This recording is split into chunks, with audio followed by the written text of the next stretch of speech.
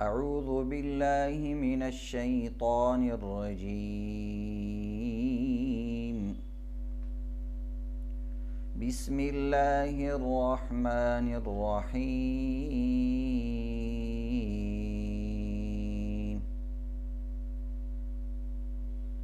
الحمد لله رب العالمين الرحمن الرحيم مالك يوم الدين. صدق الله العظيم. محترم سامعین کرام، د قرآن پاک درس او تفسیر حوالی صدرتا بیانات شروع شویو.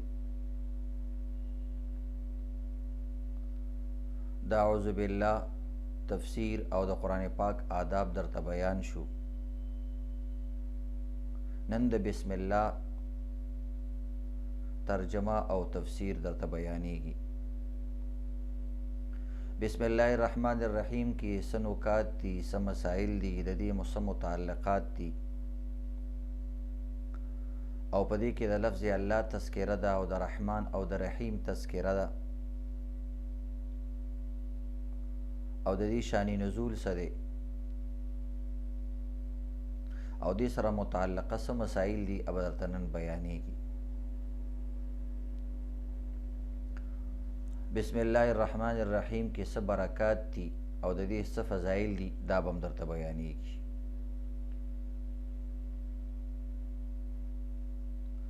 بسم الله ته دا فضیلت حاصل دی عزتمندو چې قرآن پاک کې د ټولو نه لومبی دا لیکلی شوې ده.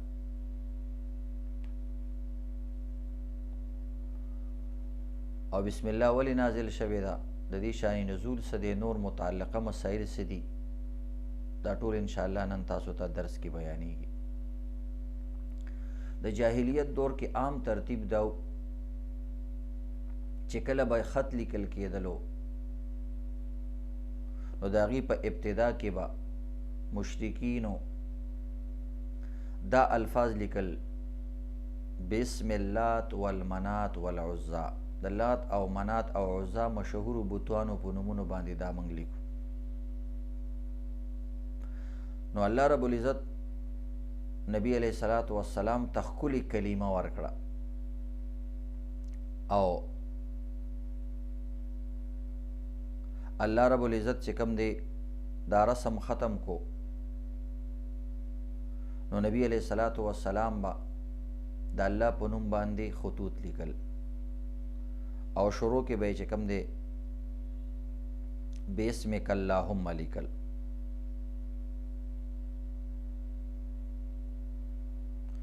بیا الله رب العزت دا آیت کریمه نازله کړه: قل ادعوا الله او ادعوا الرحمن. نو بیا به نبی علیہ الصلوۃ والسلام بسم الله الرحمن لیکلو. بیا الله رب العزت مستقل یو بل آیات نازل کړو: انه من سلیمان و انه بسم الله الرحمن الرحیم. بیا به نبی علیہ الصلوۃ والسلام مستقل طور سره بسم الله الرحمن لیکلو، او بسم الله الرحمن الرحیم به لیکو. نو بهرحال عزتمندو، بسم الله الرحمن الرحیم د الله د طرف نه په قرآن پاک کې د ټولو نه لومبی آیت کریمه لیکلی کېږي، بلکې بعض علماء کرامو دې حده پورې لیکلي دي چې بسم الله الرحمن الرحیم دا د دې امت په خصوصیاتو کې داخل ده. د دې امت مختلف خصوصیات دي، لکه تیمم دوی له ورکړی شوی دی. قرآن پاک د دې خصوصیات دی. دغرنګې بسم الله الرحمن الرحیم کلمه هم داسې ده چې دا الله رب العزت خصوصي طور سره دې امت له ورکړې ده. البته علامه سیوطي رحمت الله علیه لیکي چې نه، د الله دا نوم او دا بسم الله نور امتونو کې هم وه. د دې دواړو خبرو تطبیق دا دی چې ټیک د نور امتونو به کارونه د الله په نوم شروع کول، خو د هغوی نور انداز و نورې طریقې وي. د نبی علیه الصلاة والسلام د امت دا خصوصیت دی چې دا خاص کلمات بسم الله الرحمن الرحیم په طریقه باندې دا نور امتونو کې نه و. د هغوی نورې خپلې طریقې وي، د الله په نوم به خپل انداز سره شروع کوله. نو بهرحال دا ډېر بهترین کلمات دي ځکه د الله کلام پې د دې نه شروع شوی دی. او دا شان چې کوم دی په بسم الله کې 19 حروف دي او دې کې خپل یو خاص خصوصیت طرف ته اشاره ده ځکه د جهنم چې کوم فرشتي دي داروغه فرشتي هغه 19 دي. نو عبدالله ابن مسعود رضی الله تعالی عنہ فرمای من اراد ان ينجيه الله من الزبانية 19 فليقرأ بسم الله الرحمن الرحيم ليجعل الله بكل حرف منها جنة من كل واحد. وی الله رب العزت په بسم الله کې 19 کلمات راوستي دي او د دوزخ چې کوم زبانیه فرشتي دي هغه 19 دي. نو چې کوم انسان د بسم الله تلاوت کوي او دې سره محبت کوي نو د الله نه امید دی چې الله د دې یو حرف په بدله باندې د جهنم د یو فرشتې نه دله نجات ورکړي. یعنی خلاصه د خبرې دا چې جهنم نه به الله نجات ورکړي. بسم الله الرحمن الرحیم کې یو بله اهم خبر هم ده. تاسو ګورئ عزتمندو بسم الله الرحمن الرحیم که چېرته تاسو لیکلي کتلي وي یا اوس قرآن پاک کولاو کې تاسو ګورئ نو د بسم الله الرحمن الرحیم د ټولو نه لومبی حرف با ده او د دې با د لاندې زیر دی زبر زیر پیش کې زیر پیله راغلی دی. الف با تا حروف تهجی کې د ټولو نه لومبی د ټولو نه ټولو حروفو کې د با انتخاب شوی دی. بیا دا با که تاسو لیدلی وي داسې لږه اوږده شان لیکلی کېږي. داسې عام د قرآن پاک دستور دا دی او د لیکایي ترتیب دا دی چې با عام انداز کې لیکلی کېږي خو بسم الله کې داسې با لږه اوږده شان لیکلی شوی. د با انتخاب ولې وشو با دا اوږده ولې لیکلی کېږي او د با د لاندې دا زیر ولې راغلی دی. دې کې یو ښکلې لطیفې طرف ته اشاره ده. د ټولو نه لومبی د دې ټکي لاندې کسره راغلې ده. د کسرې معنا د عربي کې زیر ته کسره وایي او اردو او پښتو کې ورته زیر وایي. د زیر معنا هم لاندې، د کسر معنا ماتېدل، کسرې نفسي، او د زیر معنا هم لاندې کېدل، ښکته کېدل. او دغه رنګې دې کې عاجزۍ طرف ته اشاره ده چې زما بنده کلم ته قرآن ته کښېنې، دین ته کښېنې، الله ته ځان نزدېکت غواړې نو د ټول نه اول ځان زیر که. څنګه مو ویو زیر زمین سرکشی زیر فلک زیبا نہیں دیکھ جانا ہے تجھے زیر زمین جب تجھے جانا ہے ایک دن بالیقین چھوڑ فکر این و آ کر فکر دی. زیر لاندې ته وایي، عاجزۍ ته وایي، ښکته کېدلو ته وایي، خپل نفس ماتول، خپل تکبر ماتول، دې ته وایي زیر. نو زیر پیله په قرآن کې راغلی اشاره شوه دې خبرې ته چې ته به هله د الله نه د دین نه فایده لرې چې کله ځان زیر کړې، مات کړې، ښکته کړې، تا ته به هله فایده کړي. نو بیا به څه چل وشي؟ نو دا با بیا اوږده لیکلی کېږي. نو چې کله تا ځان زیر کو، ځان دې ښکته کو، عاجزي دې اختیار کړه، الله به دې د با په شان باندې اوچت کړي. من تواضع لله رفعه الله. څوک چې الله ته عاجزي اختیار کړي دا به الله بلند کړي، اوچت پې کړي. نو د با لویوالي کې او کسره کې دا عجیبه اشاره ده. کسره نفسي اختیار کا، عاجزي اختیار کا، الله به دې بلند کړي. تاسو ګورئ یو سپرینګ دی که هغه انسان غواړي چې دا اوچت ټوپ ووهي نو چې څومره هغه پریس کې، زور کې، لاندې کې، نو هغه به اوچت ټوپ وهي. دغه رنګې څومره چې تا کې عاجزي پیدا کېږي، میوهداره اونه هغه ځمکې ته زور کوي. نو بهرحال دې کې یو دې طرف ته اشاره ده. بیا با د وصل دپاره راځي یا با د استعانت دپاره راځي او بیا ورپسې د الله نوم ذکر شوی بسم الله کې. بسم الله و نوم د الله. نو با بیا د وصل لپاره ده. نو اشاره شوه دې خبرې ته چې الله سره وصل غواړي، الله سره ملاقات غواړي، الله سره دوستانه غواړي، الله سره تعلق غواړي، نو د با د لاندې زیر دی ځان کې عاجزي پیدا کا. نو د با وصل به د الله سره پیدا شي د عاجزۍ په طریقې سره، او الله بدله د با په شان رفعت درکړي، اوچت بدي. یا که د الله مدد غواړي نو عاجزي اختیار کا. بسم الله الرحمن الرحیم، شروع کوم په نوم د الله باندې چې رحمان او رحیم دی.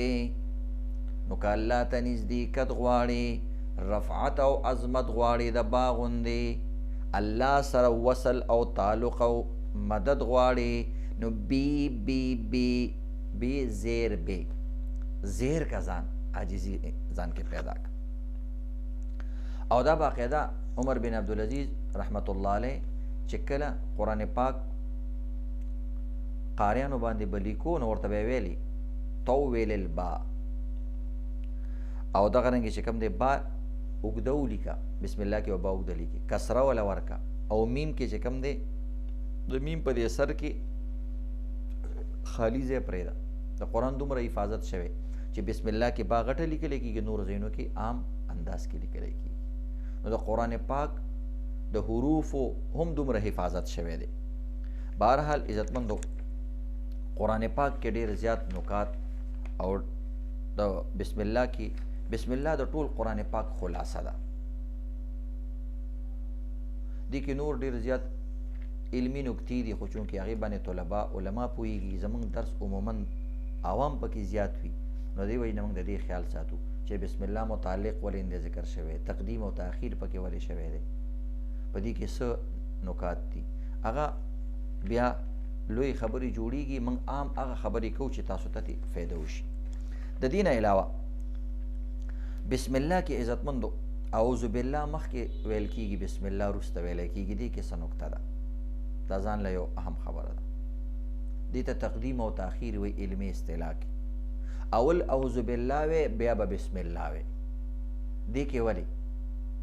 خصوصا قرآن پاک دپاره چې داسې وی، پهله به وی اعوذ بالله من الشیطان الرجیم، بیا به وی بسم الله الرحمن الرحیم. نو دې کې یو نکته ده، وی په اعوذ بالله کې فرار دی، په بسم الله کې قرار دی. یعنی اعوذ بالله کې دا دی چې پهله د دشمن نه ځان خلاص کا، نو بیا به د کار ته پرېږدي، بیا به الله سره قرار عمومي. نو فرار پهله وي او قرار وروسته وي. محبوب ته چې ځي کور به پرېږدي، علاقه به پرېږدي، شیطان نه به ځان چې کوم دی خلاصې، نو بیا به محبوب له ځي. نو شیطان نه او دنیاوي څیزونو نه ځان او خواهشاتو نه د حفاظت دپاره اعوذ بالله شوه، او الله سره د قرار دپاره بسم الله شوه. نو یو کې فرار دی، بلکې قرار دی. دویم دا دی، دویمه نکته پکې دا ده چې اعوذ بالله ځکه پهله ده چې په اعوذ بالله کې تخلیه ده او په بسم الله کې تحلیه ده. تخلیه دې ته ویل کېږي تخلیه عن الرذائل، چې کله یو قیمتي څیز حصول ته کې قرآن، الله، دین، نو د هغې کې دپاره د ټول نه ول تخلیه پکار ده چې ستا صفایي وشي.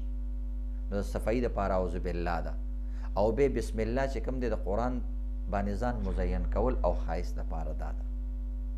لکه څنګه یو پلیټ وي او هغې کې ته ښکلې پولاو ږدې، بریاني ږدې، کیر، دغه رنګې یو بهترینه غذا ږدې، نو د ټول نه ول به د هغې صفایي کې، او بیا به وروسته د هغې کې د هغه قیمتي څیز ږدې. یا یو کپړه ده، نو پهله به هغې نه خیرې لرې کې په صابون باندې، په شیمپو باندې، او دغه رنګې صرفو باندې، او د هغې نه بعد به بیا په هغې باندې عطر لګي. نو عطر د تزیین دپاره وي، او دغه رنګې سوډا او صرف دا د صفایي دپاره وي. نو پهله صفایي وي، بیا تزیین وي.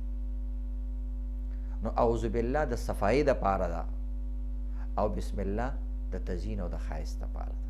نو پهله به ځان صفا کي، په بسم الله به ځان منور کي، بیا به د قرآن نه تا ته فایده حاصلېږي. دا مختلف نکات دي عزتمند. بسم الله الرحمن الرحیم، شروع کوم په نوم د الله باندې. نو د لفظ الله متعلق درته څه خبرې بیانو. تاسو ټولو عوامو له پکار دی چونکې په دې ورځو کې ټول خلک فارغ دي نو راشي د قرآن د علومو نه ځان خبر کو د قرآن په ښایست باندې ځان ښایسته کو خپل بچي فیملی او دغه رنګې کشران مشران راجمع شو او د الله د قرآن نه ځان خبر کو نو انشاءالله بله ورځ به بیا قرآن هم تاسو کولاوئ او د هغې تفسیر کې به بیا موږ تاسو ته بیان کوو خو فی الحال د بسم الله تفسیر تاسو ته بیانېږي په بسم الله کې د الله نوم ذکر شوی بسم الله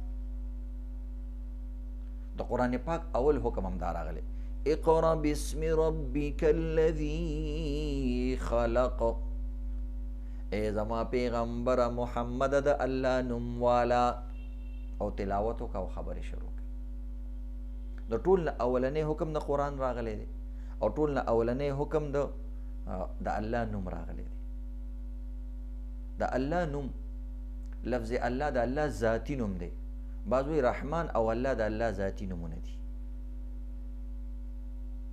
بهرحال لفظ الله د الله ذاتی نوم دی او دا نورې صفتی نومونه دي او بعض علماء کرام وی چې لفظ الله اسم اعظم هم دی ترمذی شریف کې راځي چې کوم انسان اسم اعظم هغه لفظ دی چې په هغې باندې دعا وشي الله رب العزت یې قبلی نو اکثر علماء کرامو لفظ الله ته اسم اعظم ویلی دی او ټول علماء کرام د دې ډېر زیات ذکر کوي او فضایل یې بیانوي او د دې وقت او فضیلت بیانوي او په دې باندې مستقل کتابونه لیکلی شوي دي موسی خان بازي رحمت الله علیه په دې باندې یو کتاب لیکلی دی الکنز الاعظم فی تعیین الاسم الاعظم او په هغې کې هغه ډېرو دلایلو سره دا ثابت کړي چې لفظ الله اسم اعظم دی نو الله ته آواز کول پکار دی په لفظ د الله سره الله ډېر خوشحالیږي او دغه رنګې د خدای او نورو چې کوم عجمي الفاظ دي د هغې په ځای باندې زمونږ پخوا نه په خولې باندې لفظ خدای عادت شوی دی اگر چې هغه هم د الله نوم دی خو لفظ الله ډېر بابرکته نوم دی نو د دې په خپل ژبه باندې د ذکر کولو اهتمام کول پکار دی چې لفظ الله مو ذکر کو الله جل جلاله الله جل شانه الله رب العالمین الله اله العالمین الله رب کائنات نو دا الفاظ ډېر استعمالول پکار دی نو لفظ الله اسم اعظم دی اوس دې کې یو سوال راځي موجودي حالاتو سره هم د دې تعلق دی چې بھئی ټول خلک الله الله کوي او دعا نه قبلیږي د ډېرو خلکو دعا نه قبلیږي نو موږ یو د دعا دپاره ډېر لوازمات دي او ډېرې خبرې دي بعضې څیزونه د کولو دي بعضې د پرېښودلو دي هغه ټول لوازمات چې راجمع شي نو بیا کار کوي لکه څنګه یو انسان بیماري دوایي کوي نو دوایي هم خوري او سره پرهیز هم کوي نو چې پرهیز نه وي بیا هم دوایي کار نه کوي او بهرحال دې باندې به چېرته بل ځای کې مستقل بحث کوو چې دعا ولې نه قبلیږي خو یو شرط عبدالقادر جیلانی رحمت الله علیه دا لیکلی اسم اعظم کې چې لفظ الله اسم اعظم دی دعاګانې پې قبلیږي الاسم الاعظم هو الله بشرط ان تقول وليس في قلبك سوى الله اسم اعظم د الله نوم لفظ الله د اسم اعظم دی او د الله نوم دی خو په دې شرط سره چې کله ته دا نوم وایې ستا په زړه کې د الله نه سوا هېڅ هم نه وي نو زموږ زړونو کې څومره عزتمند د دنیا پرستي ده شهوت پرستي ده کینه بغض دی حسد دی نو دا ټول څیزونه زموږ په زړه کې پراته دي نو دا شرط دی لفظ الله د الله ذاتي نوم دی دې کې نور علمي خبرې چې لفظ الله جوړ شوی د څه نه دی نو بعض علماء کرام وایي چې لفظ الله په خپله باندې جامد لفظ دی یعنی دا په خپله باندې ذاتي لفظ دی د بل لفظ نه دی جوړ شوی څنګه چې د الله ذات لم یلد ولم یولد دی دغه رنګې د الله لفظ الله هم د بل لفظ نه دی جوړ شوی مختلف کلمات د مختلفو کلمو نه جوړیږي نو لفظ الله وایي داسې نه دی خو عام علماء کرام وایي چې نه دا خو یو عربي کلمه ده به حیثیت عربي کلمه چې دا هم عربي یو لفظ دی څنګه چې نور الفاظ دي محمد غفور رحیم کریم الفاظ دي نو لفظ الله هم یو عربي لفظ دی نو دا د نورو الفاظو نه راوتی دی ماخوذ دی او مشتق دی مونږ کوشش کوو چې عام الفاظ استعمالو چې عام خلک به پوه شي. نو دا عربي لفظ دی. بیا دې کې دی چې دا عربي لفظ د کم لفظ نه چې کم دی ماخوذ دی او راوتی دی. نو په دې کې مختلف د علماء کرامو رائے دي. اول بعض علماء کرام وایي چې دا عبرانی یا سوریانی لفظ دی. سوریانی د آدم علیه السلام ژبه وه او عبرانی د بني اسرائیلو ژبه وه. نو بعض حضرات وایي چې دا د هغې ژبې نه راوتی لفظ دی.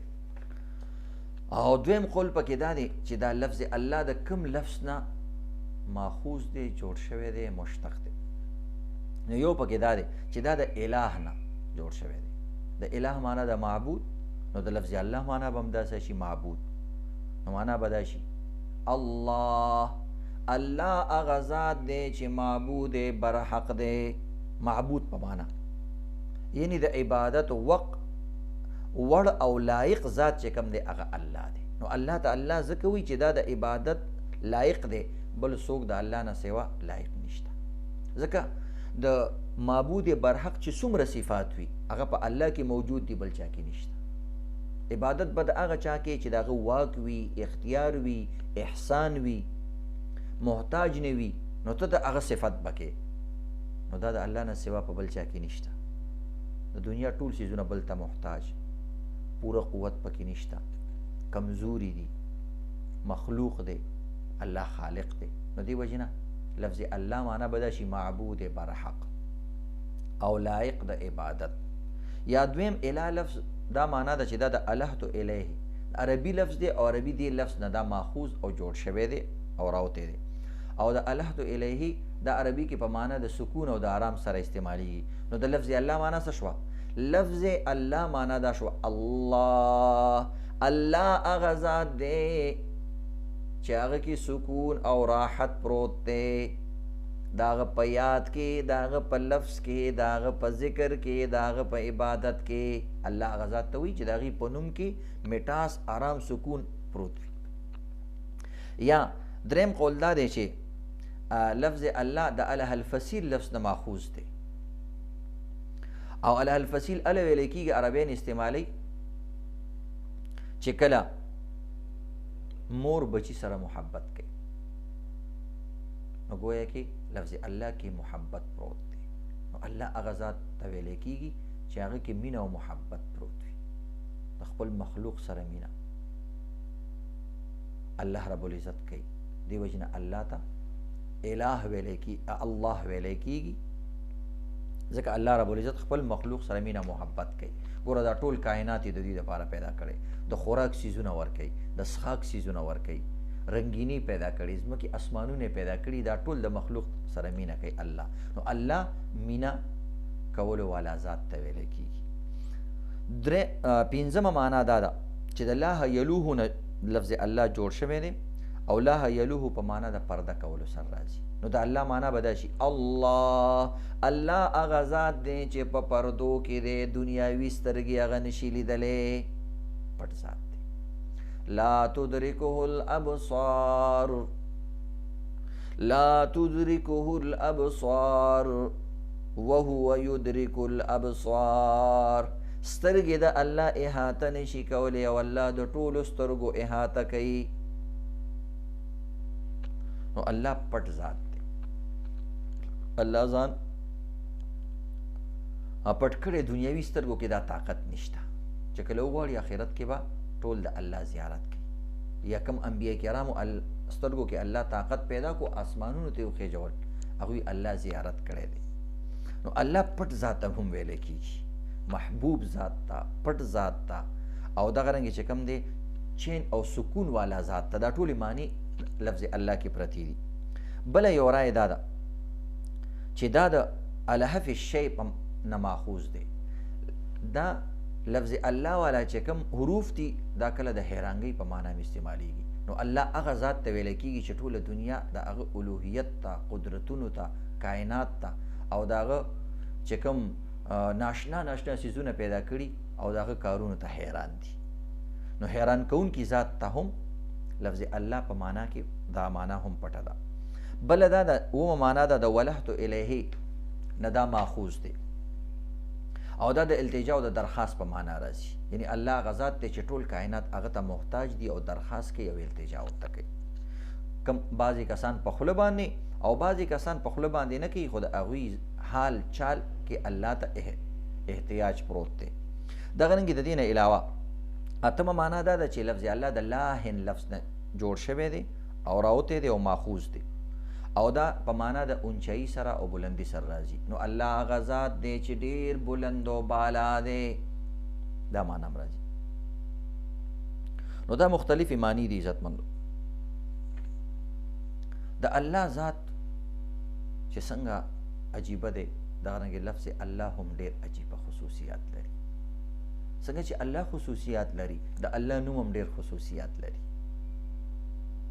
لفظ الله کې تاسو سوچو کې څومره عجیبه لفظ دی الله د الله داسې عجیبه نوم دی چې د الله د نوم نه یو حرف لرې کوه بیا هم د الله نوم دی زمونږ نوم دی د څیزونو مختلف نومونه دي چې یو حرف ته لرې کې معنی بګړاویږي او خرابیږي لکه دروازه ټکی دی نو دال ته لرې که روازه شوه را ته لرې که واضح شو هېڅ معنی نه جوړېږي بل داسې مایک ټکی دی میم ته لرې که آیک پاتې شو هېڅ معنی نه جوړېږي ټوپۍ لفظ دی ټې ته لرې که بل لفظ ته جوړېږي موبایل لفظ دی میم ته لرې که بل څه ته جوړېږي لفظ الله دومره عجیبه لفظ دی چې دا انسان یو حرف ته لرې کوي بیا هم د الله نوم دی لکه ګوره الله لفظ الله دی نو لفظ الله د الله نوم دی الله نور السماوات والارض الله لا اله الا هو بسم الله قل هو الله الله د الله نوم دی الله نه یو حرف لري که الف بے لله پاتې شو لله هم د الله نوم دی لله جنود السماوات والارض ولله خزائن السماوات والارض لله هم د الله نوم دی د الله دپاره او دغه رنګې چې لله نه یو لام لرې کړي نو لهو پاتې شو لهو هم د الله نوم دی یو قسم لا او الله طرف ته اشاره ده په دې ضمیر کې نو معنا به له مقالید السماوات والارض د ټولې دنیا خزانې د الله دي او د هغې کنجیانې الله سره دي له الملک وله الحمد هم دغه الله دپاره ملک دی او ستاینه ده له هم یو قسم له د الله نوم دی ځکه ضمیر دی او غایب ضمیر هغه ذات ته راجع کېږي چې هغه د ټولو نه لوی معارف وي او مشهور وي او هغه د الله ذات دی دغه رنګې که بل لام هم د لفظ الله نه لرې کړي نو بیا هم هو پاتې شي هغه هم د الله نوم دی هو الله الذي لا اله الا هو هم د الله نوم دی او دا ضمیر هم الله ته راجع دی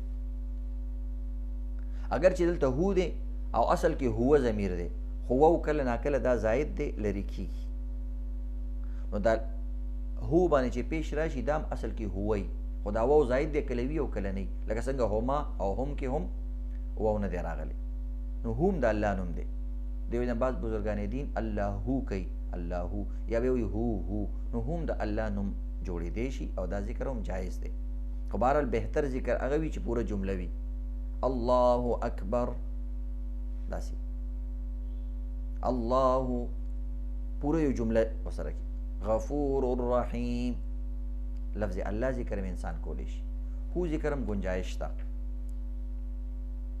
نو بهرحال دا د الله نوم دی الله هم د الله نوم لله هم د الله نوم له هم د الله نوم هم د الله نوم د الله نوم دومره ښکلی دی چې عرض کي په هره طریقه باندې ادا کیږي